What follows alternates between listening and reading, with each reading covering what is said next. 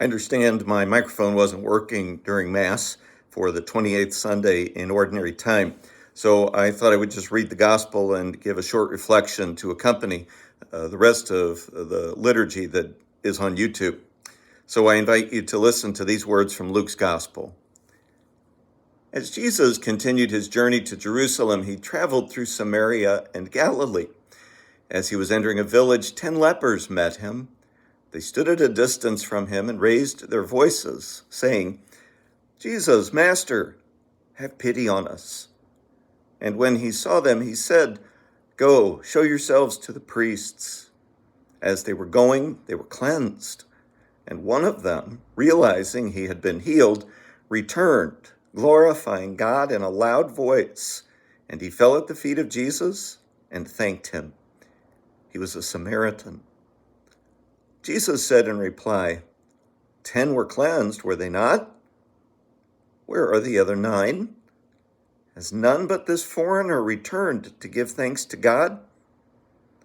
Then he said to him, "Stand up and go. Your faith has saved you." The Gospel of the Lord. I started tithing when I was 16. I got a job and I couldn't wait to get envelopes and start making a contribution at Sunday Mass because that's what adults did. Well, for several years as I worked, I would continue to tithe with my little envelope every Sunday. But it all changed when I went away to college. Then I went to the seminary and money became scarce, and I really started to just keep everything for myself, always afraid that there wouldn't be enough. I didn't really start tithing again until I was 35 years old.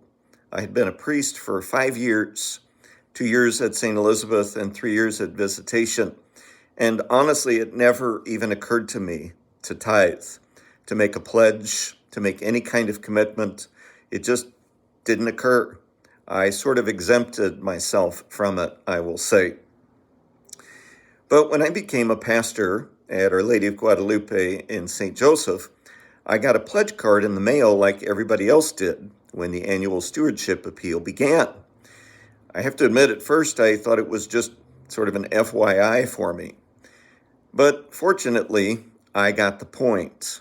I started thinking, and I realized, I have gifts to give too. I have treasure to share. I have talents to share, and they're mine to give back for the sake of the kingdom of heaven.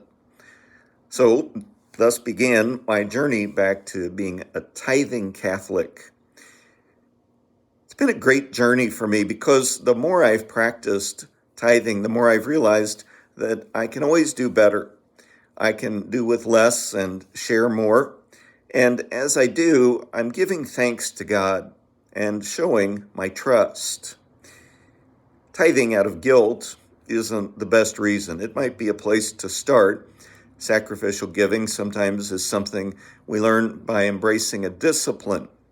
But ultimately, sacrificial giving, tithing, stewardship, it all becomes a choice we make as a way of giving thanks to the giver of the gifts, the one who is incredibly generous, that we want to show our thanksgiving. And we also want to show that we trust God to keep giving the gifts we need, rather than keeping it all for ourselves out of fear. This kind of stewardship, this kind of trust and thanksgiving as we return our blessings to God, is just an example of what Jesus does in the Eucharist. Jesus makes the sacrificial gift of his life, and it bears tremendous fruit.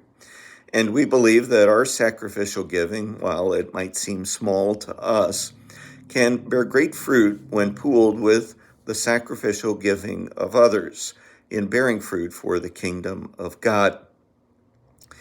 God doesn't ask us to go broke in giving to the church. There's a biblical standard of 10%. And 5% goes to our parish, 1% to our diocesan appeal, and 4% to other charities of our choice. It is just a symbolic gesture of thanksgiving and trust that biblical standard of 10%. I love it in the gospel today how the example of the disciple is the outsider. It is not the other 9 who should know to come back and give thanks, the other 9 who might be in some way obligated to come back and give thanks. No, it's the outsider who shows the way, the outsider who shows the right path. That thanksgiving from the heart is the perfect response to what God gives us, to healing, to mercy, to grace, to strength, to guidance, and all the concrete blessings that we know in our lives. This stewardship way of life really is the most powerful way to make our faith practical, to put our money where our mouth is, as it were, that we profess to believe, well, sharing our gifts, sharing our talents, sacrificing time and treasure. Those are very concrete ways that we go beyond the lip service and show that we're grateful and that we trust God to continue to give the gifts that we need and to continue to transform the world through our own generous sharing.